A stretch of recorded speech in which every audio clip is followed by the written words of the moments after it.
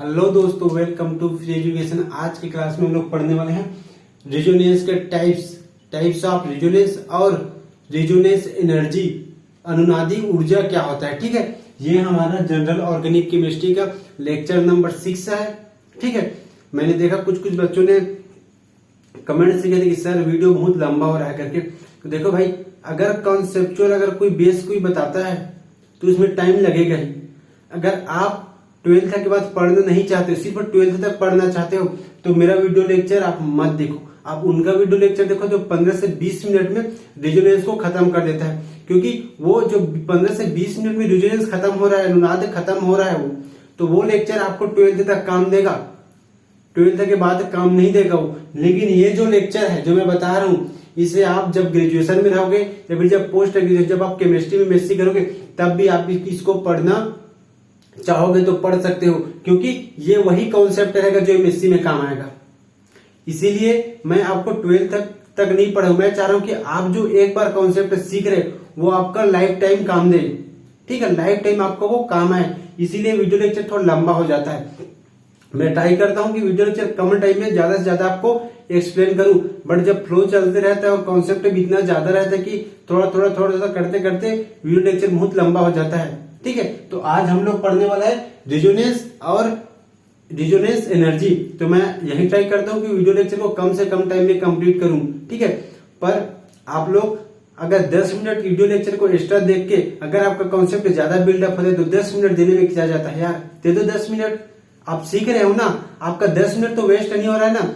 इसीलिए मैं अपने जितने भी क्लास अभी तक अपलोड किए, जितना भी मैं अपने क्लास लेता हूँ, कहीं भी बीच में ऐसा फालतू लेक्चर नहीं देता हूँ जो आपका टाइम टेकिंग हो। मैं खुद चाहता हूँ कि कम से कम आप लोग का लूं और ज्यादा से ज्यादा आपको कॉन्सेप्ट बताऊं। ठीक है, तो आज हम लोग बात करने वाले हैं रेजोनेंस। बहुत हो गया लेक्चर आज का, है ना। बात करने वाले हैं रेजोनेंस।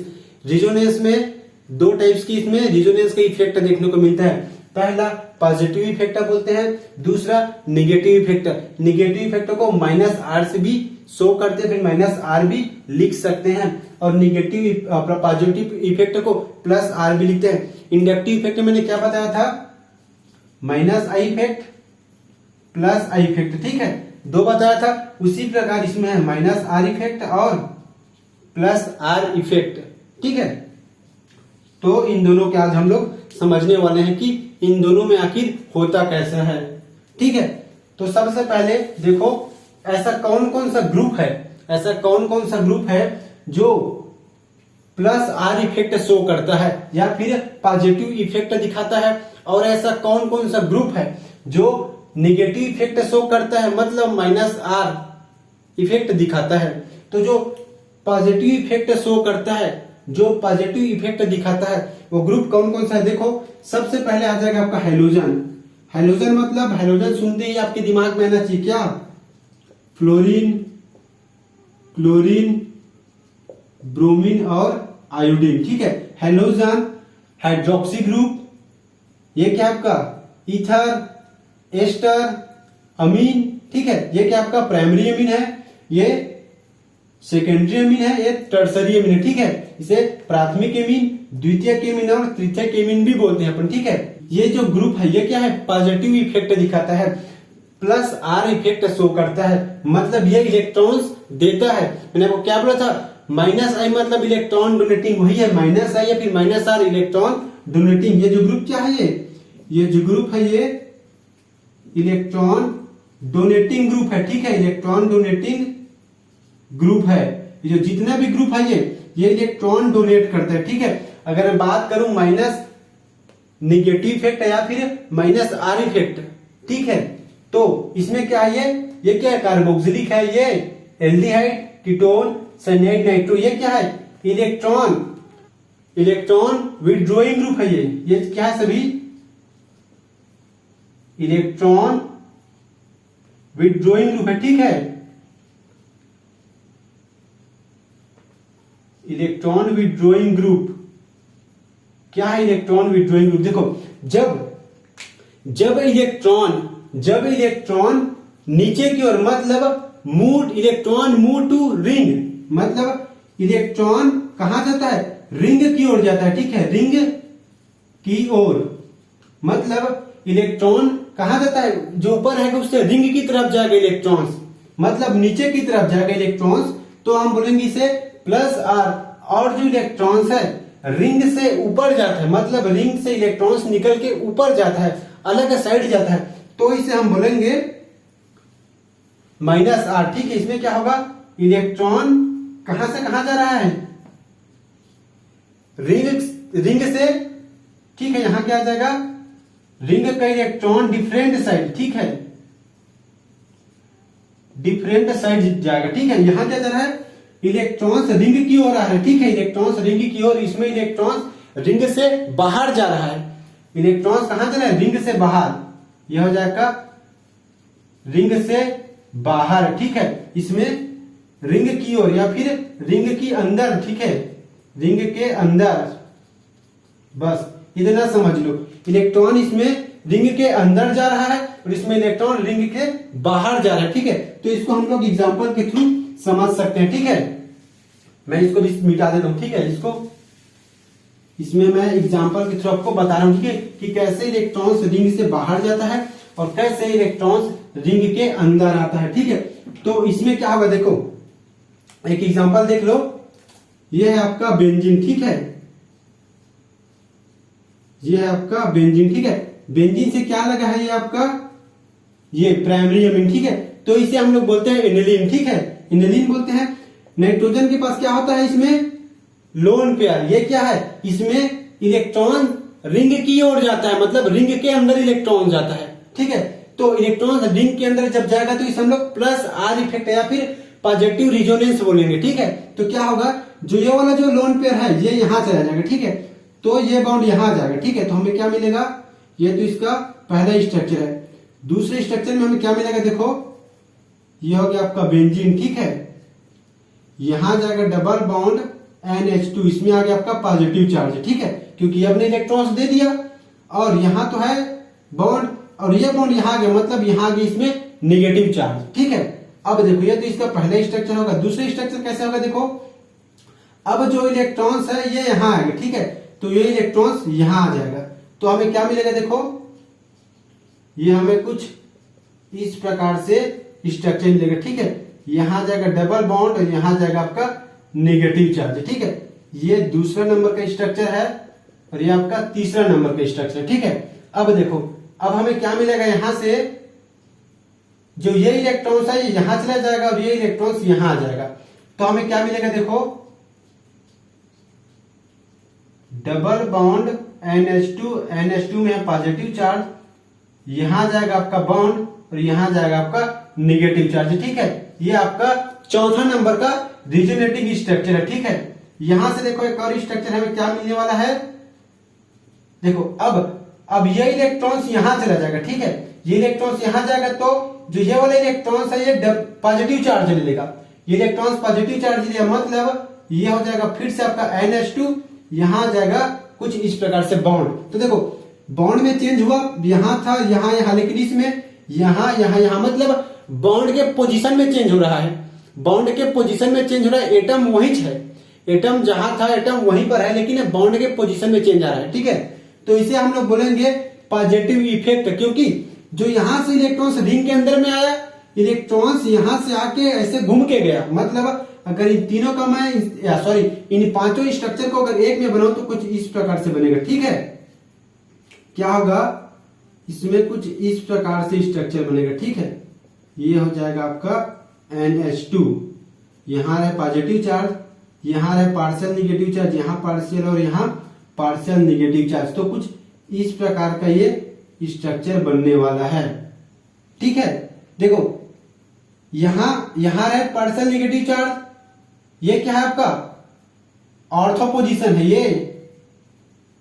ये क्या है आपका मेटा, और ये जो आपका पैरा पोजीशन। ठीक है, तो आर्थो और पैरा पोजीशन, मतलब ये आर्थो है दोनों और ये दोनों मेटा है। ठीक है, तो आर्थो और पैरा पोजीशन में क्या हो रहा है, निगेटिव चार्ज है, मतलब इसे हम लोग आर्थो पैरा डायरेक्टिंग भी बोल सकते हैं। अगर कोई यहां पर पॉजिटिव चार्ज रहेगा तो ये यहां से अटैक करेगा, मतलब आर्थो और पैरा पोजीशन में इसका निगेटिव चार्ज है, मतलब आर्थो पैरा पोजीशन से इस पॉजिटिव चार्ज पे अटैक करेगा, इस इलेक्ट्रोफाइल पे अटैक करेगा। ठीक है, तो ये तो हो गया आपका पॉजिटिव इफेक्ट। ठीक है, अब देखो इसमें क्या हुआ, एक बार और देखो इसमें क्या हुआ, जो इलेक्ट्रॉन्स है वो रिंग के अंदर चला गया, रिंग के अंदर डीलोकलाइज हुआ। लेकिन इसमें क्या होगा, इलेक्ट्रॉन्स निगेटिव इफेक्ट में रिंग से बाहर निकलेगा, इलेक्ट्रॉन्स रिंग से ऊपर की तरफ जाएगा। इसमें एक एग्जांपल देख लो, इसमें एग्जांपल देख लो आप लोग। ठीक है, ये हो गया आपका NO2, क्या है ये, नाइट्रोबेंजीन है। ठीक है, ये स्ट्रक्चर को हम लोग बोलते हैं नाइट्रोबेंजीन। ठीक है, नाइट्रोबेंजीन के स्ट्रक्चर है ये।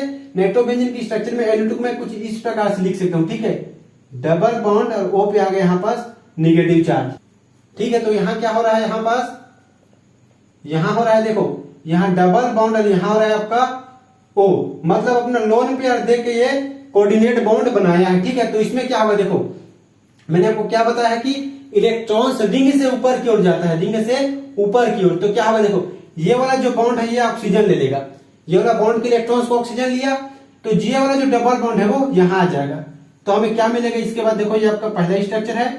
दूसरा स्ट्रक्चर हमें कैसे मिलेगा, देखो ये हो जाएगा नाइट्रोजन, ये तो होगी इसका कोऑर्डिनेट बॉन्ड।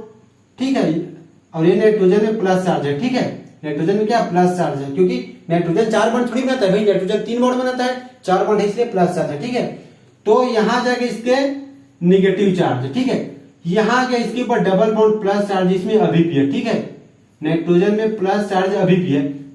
अब देखो यहां से इलेक्ट्रॉन चला गया, मतलब यहां जाएगा पॉजिटिव चार्ज। ठीक है, तो ये तो हुआ इसका दूसरा स्ट्रक्चर। तीसरा स्ट्रक्चर में क्या होगा, देखो ये हो जाएगा ऐसे। ठीक है, अब ये वाला बॉन्ड यहां आ जाएगा, तो यहां जाएगा आपका पॉजिटिव चार्ज, और यहां इलेक्ट्रॉन्स और ये पॉजिटिव चार्ज बॉन्ड बना लेगा।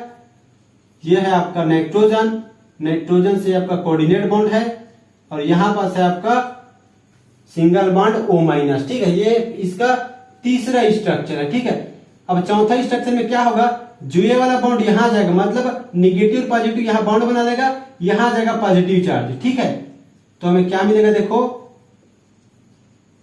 ये इस प्रकार से हमें मिलेगा। ठीक है, यहां बॉन्ड बना लेगा 2, यहां जाएगा आपका पॉजिटिव चार्ज, कुछ इस प्रकार से। ठीक है, यह है इसका चौथा स्ट्रक्चर ये। अब पांचवा स्ट्रक्चर में क्या होगा, ये देखो पांचवा स्ट्रक्चर में क्या होगा, ये जो ये वाला बॉन्ड है, अब ये वाला बॉन्ड यहां आएगा, मतलब ये निगेटिव चार्ज और पॉजिटिव चार्ज यहां पास बॉन्ड बना लेगा, ये दो बॉन्ड पहले से है।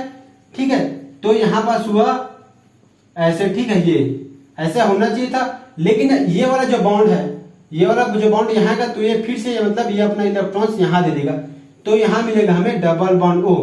ठीक है, प्लस चार्ज तो पहले जैसा ही है। तो यहाँ पास इन पांचों स्ट्रक्चर को मिला के मैं एक स्ट्रक्चर बना सकता हूँ। ठीक है, इन 5 रिजोनेटिक स्ट्रक्चर को मिला के मैं अगर एक स्ट्रक्चर लूं तो कैसे मिलेगा, देखो ये यहाँ पास N कोऑर्डिनेट बॉन्ड O। ठीक है, यहां पास आ जाएगा सिंगल बॉन्ड, यहां जाएगा माइनस चार्ज, और ये कुछ इस प्रकार से यहाँ पास इलेक्ट्रॉन डीलोकलाइज होगा। ठीक है, इलेक्ट्रॉन इस प्रकार से डीलोकलाइज होगा। देखो अब प्लस चार्ज कहां कहां आया है, देखो यहां आपका पार्शियल पॉजिटिव चार्ज, यहां पार्शियल पॉजिटिव चार्ज, यहां पार्शियल पॉजिटिव चार्ज। ठीक है, तो फाइनली इसमें हो क्या रहा है, ये देखो अगर मैं निगेटिव इफेक्ट की बात करता हूं, -R इफेक्ट की बात करता हूं, तो इसमें क्या होगा, -R इफेक्ट वाले में आर्थो जो पैरा पोजीशन है, ये आपका क्या है, आर्थो, ये मेटा और ये पैरा। ठीक है, ठीक है, क्या होगा, आर्थो और पैरा पोजीशन में अगर मैं माइनस इफेक्ट की बात करता हूं तो क्या होगा, आर्थो और पैरा पोजीशन में क्या होगा, निगेटिव चार्ज होगा। ठीक है, लेकिन अगर +R या फिर पॉजिटिव इफेक्ट की बात करता हूं तो क्या होगा, जो आर्थो और पैरा पोजीशन में निगेटिव चार्ज होगा। तो ये जो बहुत ही इंपॉर्टेंट स्ट्रक्चर है, बहुत ही इंपॉर्टेंट कॉन्सेप्ट है, जो आपको क्वेश्चन पे अप्लाई करना आना चाहिए। ठीक है, अगर मैं बात करता हूं +R इफेक्ट या फिर पॉजिटिव इफेक्ट, तो इलेक्ट्रॉन ऊपर से रिंग में जाता है। ठीक है, ऊपर से कहां जाएगा, रिंग में जाएगा। अगर मैं बात करता हूं -R इफेक्ट या फिर निगेटिव इफेक्ट से, तो रिंग से इलेक्ट्रॉन रिंग से बाहर जाएगा। जैसे इसमें इलेक्ट्रॉन रिंग से बाहर गया, इसमें इलेक्ट्रॉन रिंग के अंदर आया। तो ये तो हो गया आपका रिजोनेंस का टाइप्स या फिर रिजोनेंस के प्रकार। ठीक है, अब हम लोग बात करने वाले हैं रिजोनेंस एनर्जी। तो अब हम बात करते हैं रिजोनेंस एनर्जी। रेजोनेंस एनर्जी होता क्या है, अनुनादी ऊर्जा होता क्या है। मैंने आपको क्या बताया कि कोई भी मॉलिक्यूल अपने आप को सबसे ज्यादा स्टेबलाइज कब महसूस करेगा, जब उसकी एनर्जी कम होगी। मतलब कोई भी मॉलिक्यूल अपनी एनर्जी को लॉस करना चाहता है, अपनी एनर्जी को दे देना चाहता है। जो मॉलिक्यूल में या फिर जिस मॉलिक्यूल में जितनी कम एनर्जी होगी वो मॉलिक्यूल उतना ही ज्यादा स्टेबल होगा। तो अब हम लोग देखते हैं रेजोनेंस एनर्जी होता क्या है। ये क्या है, ये जो सिस्टम है ये क्या है, अल्कीन है, ठीक है। ये आपके पास जो है ये अल्कीन है, क्या है ये, अल्कीन है, ठीक है, अल्कीन है। इसमें क्या होता है, जब निकल, प्लेटिनम और पैलेडियम के प्रेजेंस में H2 को ऐड कराया जाता है तो इसमें जो डबल बॉन्ड ब्रेक हो जाता है। ये क्या है, ये डबल बॉन्ड मतलब दो बॉन्ड मिला है, डबल बॉन्ड। जो डबल बॉन्ड, एक पाई बॉन्ड जब ब्रेक होता है तो जो दो सिग्मा बॉन्ड का फॉर्मेशन होता है। मतलब ये एक पाई बॉन्ड है और ये पाई बॉन्ड क्या होता है, आपस में ब्रेक हो जाता है। आपस में ब्रेक होने से दो नए सिग्मा बॉन्ड का फॉर्म होता है। और हमें क्या पता है, सिग्मा बॉन्ड बहुत स्ट्रॉन्ग बॉन्ड होता है और पाई बॉन्ड वीक बॉन्ड होता है। जब पाई बॉन्ड वीक बॉन्ड होता है और सिग्मा बॉन्ड स्ट्रॉन्ग बॉन्ड होता है, तो जब पाई बॉन्ड का ब्रेक होता है और दो सिग्मा बॉन्ड का फॉर्मेशन होता है, दो सिग्मा बॉन्ड बनता है, तो इसमें एनर्जी रिलीज होती है, एनर्जी रिलीज होती है। मतलब डेल्टा एच क्या आता है, यहाँ पास डेल्टा एच का वैल्यू निगेटिव आता है। मतलब एनर्जी रिलीज होती है और जब एनर्जी रिलीज होती है तो उसे हम लोग क्या बोलते हैं, एक्सोथर्मिक रिएक्शन। क्या बोलते हैं इसे हम लोग, एक्सोथर्मिक रिएक्शन, ठीक है। जब एनर्जी रिलीज होती है तो उसे हम लोग एक्सोथर्मिक रिएक्शन बोलते हैं, ऊष्माक्षेपी रिएक्शन कहते हैं, ठीक है। तो देखो क्या हो रहा है, पाई बॉन्ड ब्रेक हो रहा है, सिग्मा बॉन्ड फॉर्म हो रहा है। मतलब ये मॉलिक्यूल, ये जो मॉलिक्यूल है ये अनस्टेबल है, इसके कंपेयर में ये ज्यादा स्टेबल है। ये ज्यादा स्टेबल इसलिए है क्योंकि यहाँ क्या है, सिग्मा बॉन्ड बन रहा है, सिग्मा बॉन्ड स्ट्रॉन्ग बॉन्ड होता है तो इसकी एनर्जी कम है, मतलब ये ज्यादा स्टेबल है। और जब ऐसा होता है तो इसे हम लोग हीट ऑफ हाइड्रोजनेशन कहते हैं। मतलब हाइड्रोजन जुड़ता है और पाई बॉन्ड ब्रेक होता है तो इसे हम लोग हीट ऑफ हाइड्रोजनेशन कहते हैं। क्या कहते हैं इसे हम लोग, हीट ऑफ हाइड्रोजनेशन कहते हैं, ठीक है। अब देखो हो क्या रहा है, ठीक है। ये क्या है, एक स्ट्रक्चर है, इसमें हाइड्रोजन ऐड किया जा रहा है, ठीक है। हाइड्रोजन जोड़ने से ये जो डबल बॉन्ड है ये ब्रेक हो जाता है और यहाँ एक हाइड्रोजन और यहाँ एक हाइड्रोजन जुड़ जाता है। तो मैंने क्या बोला था, जब डबल बॉन्ड ब्रेक होता है और सिग्मा बॉन्ड बनता है, मतलब पाई बॉन्ड ब्रेक होकर सिग्मा बॉन्ड बनता है तो उससे एनर्जी रिलीज होती है। एनर्जी रिलीज होने से मतलब एनर्जी ज्यादा है, अब एनर्जी रिलीज हो गई। एनर्जी रिलीज हुई मतलब वो कॉम्प्लेक्स है, फिर जो मॉलिक्यूल ज्यादा स्टेबल हो गया, क्योंकि जो कम एनर्जी का रहता है वो ज्यादा स्टेबल रहता है और जो ज्यादा एनर्जी का रहता है वो अपनी एनर्जी लॉस करना चाहता है, अपनी एनर्जी देना चाहता है, ठीक है। तो ये तो होगी इसका पहला। दूसरे स्ट्रक्चर में देखो कि यहाँ पास दो पाई बॉन्ड है, दो पाई बॉन्ड ब्रेक होगा और यहाँ पास क्या बनेगा, चार नए सिग्मा बॉन्ड बनेगा, ठीक है। दो पाई बॉन्ड ब्रेक होने से चार सिग्मा बॉन्ड ब्रेक हुआ और इतनी एनर्जी -232 मतलब 223 किलो जूल पर मोल एनर्जी रिलीज हुई, ठीक है। -232 किलो जूल पर मोल एनर्जी रिलीज हुई। मतलब ये वाला कॉम्प्लेक्स से ज्यादा ये ज्यादा स्टेबल है, ठीक है। अब देखो यहाँ तीन पाई बॉन्ड ब्रेक हो रहा है। तीन पाई बॉन्ड ब्रेक होने से यहाँ पर छह जो हाइड्रोजन जुड़ा है, मतलब 3 पाई बॉन्ड के ब्रेक होने से 6 सिग्मा बॉन्ड मतलब 6 सिग्मा बॉन्ड का फॉर्मेशन हो रहा है। और यहाँ -208 किलो जूल पर मोल एनर्जी रिलीज हो रही। मतलब ये इससे ज्यादा स्टेबल ये वाला मॉलिक्यूल है, क्योंकि एनर्जी रिलीज होने से उसमें स्टेबिलिटी आ जाती है, एनर्जी रिलीज होने से इसमें स्टेबिलिटी आ जाती है। अब देखो इन तीनों में यहाँ क्या होगा, यहाँ ये वाला बॉन्ड यहाँ जाएगा, यहाँ पॉजिटिव चार्ज जाएगा, ये यहाँ जाएगा। मतलब यहाँ हम लोग को कुछ इस प्रकार का स्ट्रक्चर मिलेगा, यहाँ जाएगा निगेटिव चार्ज, फिर यहाँ डबल बॉन्ड, यहाँ जाएगा पॉजिटिव चार्ज, ठीक है। यहाँ हमें कुछ इस प्रकार का स्ट्रक्चर मिलेगा। लेकिन अगर हम लोग इस स्ट्रक्चर को देखेंगे तो क्या होगा, ये बॉन्ड यहाँ जाएगा, मतलब इसमें बहुत ज्यादा रिजोनेंस है। बहुत ज्यादा रिजोनेंस होने के कारण इसमें ज्यादा एनर्जी रिलीज हुई। ज्यादा एनर्जी रिलीज हुई, ऐसा होना चाहिए था, क्योंकि देखो इसमें 120 एनर्जी रिलीज हुई, एक पाई बॉन्ड ब्रेक हुआ, ठीक है। एक पाई बॉन्ड मतलब -120, 2 पाई बॉन्ड मतलब -240 और 3 पाई बॉन्ड जब ब्रेक होगा, यहां जाएगा 2 पाई बॉन्ड, ठीक है, 2 पाई, यह हो जाएगा जब 1 पाई ब्रेक हुआ तो 120, 2 पाई मतलब 240 और जब 3 पाई बॉन्ड ब्रेक होगा तो यहां पास कितना होना चाहिए, -360 एनर्जी, मतलब किलो जूल पर मोल एनर्जी रिलीज होना चाहिए था, पर हुआ कितना, 208। इन दोनों में कितना डिफरेंस है आप देख लो, मतलब इन दोनों में डिफरेंस, मतलब ये एनर्जी कहां गायब हो गया, एनर्जी गायब हो गया ना भाई, डिफरेंस देखो, एनर्जी गायब हो गया, मतलब ये बता रहा है कि बहुत ही ज्यादा स्टेबल है, क्योंकि इसमें जितना ज्यादा रिजोनेटिंग स्ट्रक्चर बनेगा वो मॉलिक्यूल उतना ही ज्यादा स्टेबल होगा, क्योंकि जितना ज्यादा, सबसे ज्यादा एनर्जी रिलीज इसमें हो रहा है, क्योंकि डिफरेंस देखो आप, एनर्जी डिफरेंस देखो, सबसे ज्यादा एनर्जी डिफरेंस इस वाले में है, मतलब सबसे ज्यादा एनर्जी यहां रिलीज हुआ है, और जो जितना ज्यादा एनर्जी रिलीज करेगा वो उतना ही ज्यादा स्टेबल होगा, मतलब जिस मॉलिक्यूल की एनर्जी जितनी कम होगी वो मॉलिक्यूल उतना ज्यादा स्टेबल होगा। तो मैं क्या लिख सकता हूं यहां पर, देखो मैं क्या लिख सकता हूं उसको, देखो यहां पर जो रिजोनेंस एनर्जी होता है, ठीक है, क्या होता है, रिजोनेंस एनर्जी, ठीक है, रिजोनेंस एनर्जी बढ़ने से, रिजोनेंस एनर्जी बढ़ने से क्या बढ़ जाती है, स्टेबिलिटी, ठीक है, और स्टेबिलिटी बढ़ने से क्या होता है, रिजोनेंस एक्सटेंड हो जाता है, मतलब रिजोनेटिंग स्ट्रक्चर बढ़ जाता है, क्या आ जाएगा यहां पास, रिजोनेटिंग, ठीक है, रिजोनेटिंग स्ट्रक्चर बढ़ जाएगा। इससे आप बहुत बढ़िया से समझ लो, ठीक है।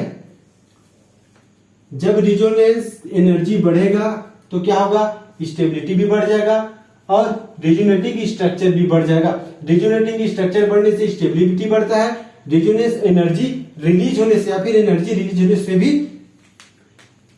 मॉलिक्यूल का स्टेबिलिटी बढ़ जाता है। तो मैं क्या बोल सकता हूं, रिजोनेंस सबसे ज्यादा या फिर कोई भी स्ट्रक्चर सबसे ज्यादा स्टेबल कब होगा, जब उसकी रिजोनेंस एनर्जी सबसे ज्यादा होगा।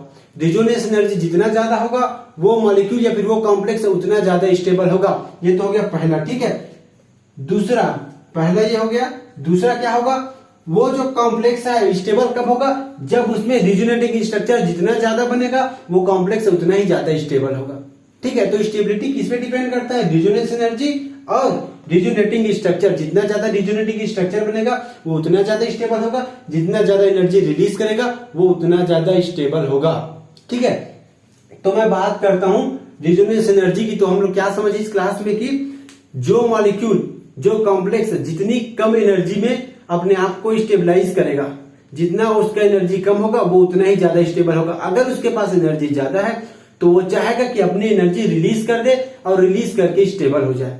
तो ये तो हो गया रिजोनेंस एनर्जी। आज के क्लास में हम लोगों ने क्या देखा, types of resonance, positive effect और निगेटिव इफेक्ट, ठीक है। उसके बाद रिजोनेंस एनर्जी, ठीक है। नेक्स्ट क्लास में हम लोग देखने वाले हैं स्टेबिलिटी ऑफ रिजोनेंस, ठीक है। वो रिजोनेंस का हमारा थर्ड क्लास होगा और लास्ट क्लास होगा, ठीक है।